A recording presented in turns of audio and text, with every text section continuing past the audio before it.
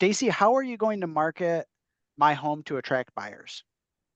Um, Again, great question. So I think that there are a few key points that are super duper important. Number one is going to be the price. We have to make sure that it's priced effectively. The condition of the home, it's very important for the home to be clean and clutter free. We use a professional photographer on all of our listings. And so, with how high def all of those photos are, I want to make sure that there isn't a lot of stuff and clutter that's distracting for our potential buyers. So, we want to make sure that it's clean. So, when we roll out that listing, um, we're making our best first impression, right? We're going to put it on the MLS. It's going to syndicate to your realtor.com, your Zillow, your all the things. We also subscribe to homes.com. So our listings are being advertised on a lot of non-real estate websites like ESPN, the Weather Channel. I remember the first time I saw my face on the home screen of the Weather Channel, it kind of freaked me out, but it was also super duper cool, right? So we're able to attract buyers who may not know that they're looking for a home, and then they see, well, I would move if the perfect home came up, and then they go to check the weather and the perfect home came up, and now we, have been able to attract a buyer that maybe we wouldn't have been able to otherwise. Okay, go Yeah, ahead. yeah. I'll say, Morgan, will you give your answer on that question as well? Yeah. So, number one, pricing is a key, right? And then having a good, team behind you. It's not me that does all the marketing. We have two marketing gurus, Stacey and Jarrell on our Katie and Jarrell on our team. They are absolutely amazing. They're going to post on all social medias. They're going to make sure we choose the best of the best photos that our photographer takes. And yet we use the photographer that we use. He is top notch. I don't care if your home we're listing it at $1 million or we're listing it at $10,000. We are going to give you the same photographer, the same high definition photos, same Matterport. We do Matterport on our listings, which for those of you that don't know, Matterport is like a 3D 360-degree tour of your home. It also gives you a floor plan. I mean, you are literally looking at the house sitting at your computer. It's amazing. So again, no matter what the price point of your home is, you're getting the same marketing that somebody that might be selling for $1 million or 5 million or whatever, right? Everybody gets the same service. And that's just your first impression is key, right? I always tell, our clients, it doesn't take just one time to sell your house. We're selling your home over and over and over again. So it's that first impression and getting it out there to everybody. I also reach out to agents and say, hey, I have these properties for sale. Bring me a buyer. Let's make this work. Brock's, they're way ahead of that. Go ahead. One other thing that we do that a lot of the other agents don't do is we're really big on open houses. Like we have 10 amazing buyer agents on our team, and they are looking for open houses to hold open every single weekend. In addition to that, they will actually go door to door in your neighborhood and invite your neighbors to the open house. Because if you have the opportunity to choose your own neighbor as opposed to someone you may not necessarily get along with for different reasons, and you've got a cousin, you're going to want to say, hey, cousin Sue, I've got a house that's coming up for sale 2 doors down the road for me. That's a great source of marketing as well.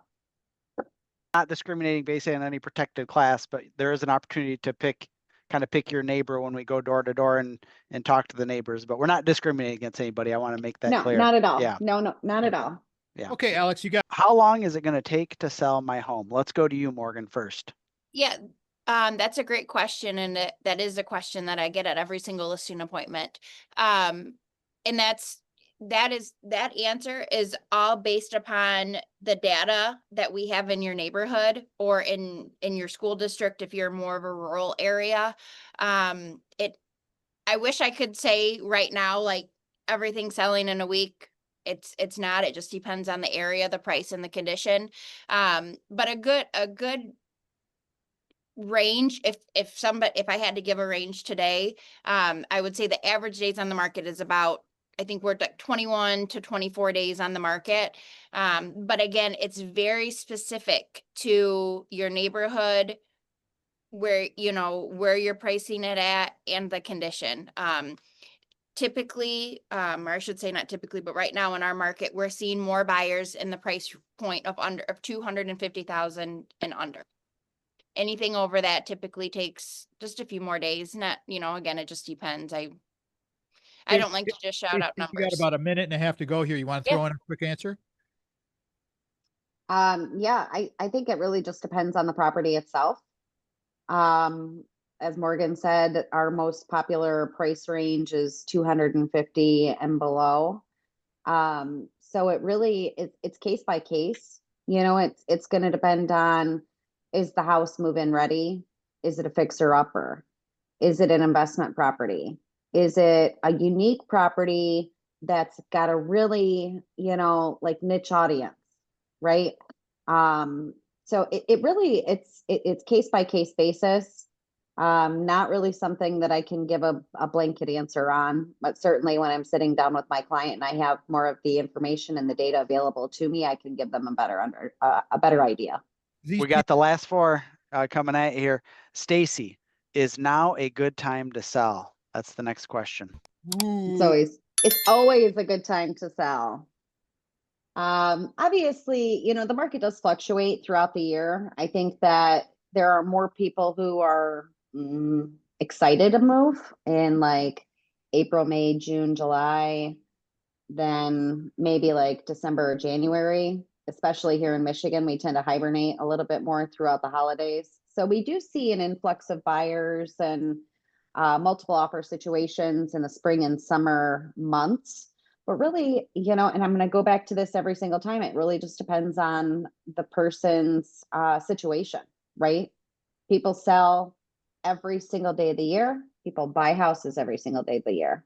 So it's always a good time to sell. Yes, Morgan, this can be a tricky one for our sellers, but question number 8 is, what should I disclose to potential buyers?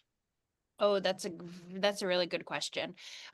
So we have, it's a 4-page document. It's called seller's disclosures.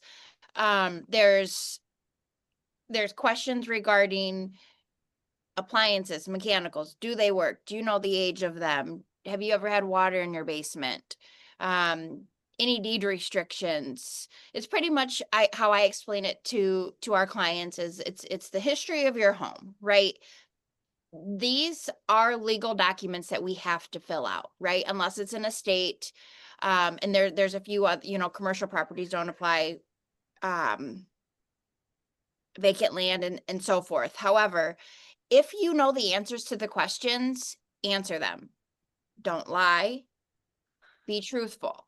Even if a question comes up that, say a buyer has a question and it's not on the disclosures. Here's when I get a lot. Do I have to disclose if somebody ever died in my house? Really? I've got, not that I get it all the time, right? But I have got it frequently. And that's not on the disclosures, but if you know that somebody's passed away in the house, disclose it, right? You don't have to come out and say, hey, somebody died here, back in 1800, right? But if somebody asks and you know the answer, don't lie. Because it's not going to do you any good to lie, right? But it's good to have an agent on your side that knows what they're talking about, because you don't want to say something that could potentially hurt you in the long run. So it's not going, riding a line of ethical or not ethical. It's being honest, being upfront, and knowing what is okay to share and what we shouldn't share. Yeah, Stacey, I'm coming back at you with question number 9. Also a very good question that sellers have asked AI. What if a buyer's offer comes with contingencies? 99.9% of them do. And it's my job. Okay, so the most common contingency would be a home inspection contingency. Also contingency on financing, which as a listing specialist, I don't take any offer seriously unless I have a pre-approval from a bank or proof of funds tied to it. And not just any pre-approval too, right? So like we're vetting these banks. Not all banks or mortgage companies are created equally. And as a professional in this area, I know who the good, bad, and the ugly are. So part of my job is helping my clients understand like, hey, this bank right here, if we have a pre-approval with them, these people are ready to rock and roll, right? This one, we've had some experiences with. Maybe, the processing time is long or there's poor communication, but a good lender can make or break the transaction. Other types of contingencies would include maybe they have a house to sell before they can actually close and finalize the purchase of this new home. That's a pretty common one that we see. I mean, there are other contingencies, but those are the three primary contingencies that I see. When we're talking about vacant land, a lot of time it'll be contingent on getting like a perk test, getting a driveway permit, those types of things, getting approved for the building site that you want, et cetera, et cetera. But it's my job to be able to navigate those contingencies, make sure that they are standard, or if, perhaps maybe sometimes the contingencies are a little unnecessary. This is a big one. If time permits to get both Stacey and Morgan to respond, I would love that. But Morgan, I'll start with you. How do you handle multiple offers? Again, another great question. So, every seller loves a bidding war, right? Buyers, they really don't like them, right? That's the truth behind it. But typically how I handle a highest and best or multiple offer situation would be once an offer comes in, I always reach out to my client and say, we got an offer. We have X amount of showings still scheduled. How would you like to handle it? I will give my advice. Typically I always say, let's let the rest of the showings happen because you never know what other buyer is out there. But if we don't have any other showings scheduled, then we kind of make a different game plan from there. But typically what I would do is I would say, okay, so we have 4 showings today, 2 showings tomorrow. Let's call for highest and best by midnight, the day of our last showing. That way it gives everybody the equal opportunity to either come in, change their offer, or if somebody wanted to schedule a last minute showing, we could allow it. And I do have, I have had some offers that come in that want a response time within like the next 5 hours. And yeah, they'll say, well, we'll pull our offer, but the reality is they're not going to pull their offer. They could, right? I'm always open and upfront with my clients and say, hey, they could pull their offer, but this is a scare tactic. I've seen this before. If they really love your house, they're not going to pull their offer. One time it happened to me and I called the agent and told him we're waiting for all offers to come in. And he goes, well, they wrote on 6 different properties and they're going to take the first one that accepts their offer. They didn't love any of those 6 houses. They're just throwing things out there to see what they can get. So, don't let offers or deadlines intimidate you, right? Know the ins and outs of what could happen, but don't be scared by them, right? And that's again why you hire one of us to help navigate through that. So usually it's pretty evident within the first 24 to 48 hours if it's going to probably be a multiple offer situation based on the amount of showings that we have. So I touch base with my client once we get that first offer, let them know, say, hey, these are our options. If they decide to do a multiple offer situation, we'll determine a deadline. And then I will reach out to the agents, let them know that, look, we've got highest and best. These are the 3 things that are most important to my clients. I'll put a note in Flex, note in our showing service as well, and then just send out an email blast to all the agents that have shown it. And then once we get it, once we close, I like to put all of the offers into a spreadsheet. so that my sellers can easily look at, you know, Jim's offer is conventional at this price with these contingencies, and Sue, and so on and so forth. And then I send that to them. We go through it together, and it really helps to ease the process, because you can't send 10, 13-page documents to a seller and expect them to, you know, so just guiding them through that, giving my own opinion, and then answering any questions that they have. Super fun. Those guys are awesome. I love Brock Morgan and Stacee. And, you know, Brock Fletcher's been such a huge impact on her. I've said this a million times, but it's just like, just good people. And just, they do the right things, and they will take care of you, and they invest, and they really, really understand what it's all about. They're not fly by night. They are legit. They've been in this for a long time. They're pros, and the rest is history. You've been listening, watching, doing whatever. The Tom Matt Show. Thank you, everybody. I'm Papa Tom, and we're moving on. Got to go do some stuff here and getting ready for the big knee operation that's coming up here in another few days. So get ready. Say some prayers for me, because I'm going to need it. All right, guys. Have a great day. Have a great week. Have a great life.